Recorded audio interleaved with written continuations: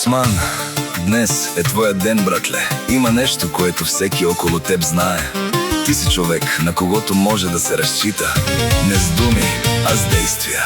За приятелите си даваш всичко без да питаш. Никога не отказваш, винаги си насреща. В свят пълен с празни приказки, ти си от малкото истински хора.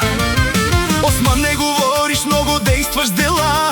Ти си от хората със здрава душа. Когато стане тъмно, ти си светлина и не оставяш никой сам в нощта. Живота те учи, но ти не се чупиш. Всяка трудност чест я прекършваш. В теб има нещо, стабилност и ред. Човек, на когото можеш да се опреш.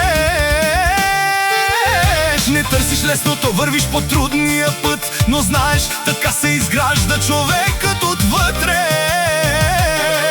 С вяра в сърцето и в сила в ръцете ти градиш живота си ден след ден. И днес е момента да спреш за малко, да усетиш радостта, тя е в сърце. За всичко, което даваш без да искаш, живота ти връща с благословен ред.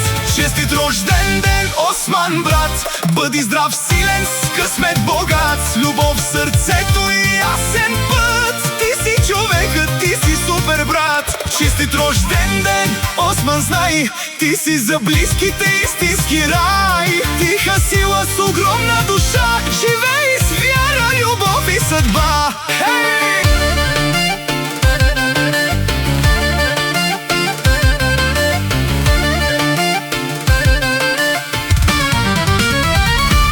Честит рожден ден, Осман, брат! Бъди здрав, силен, с късмет богат, с любов в сърцето и ясен път. Ти си човекът, ти си супер, брат! Честит рожден ден, Осман, знай, ти си за близките истински рай. Тиха сила с огромна душа, живей с вяра, любов и съдба.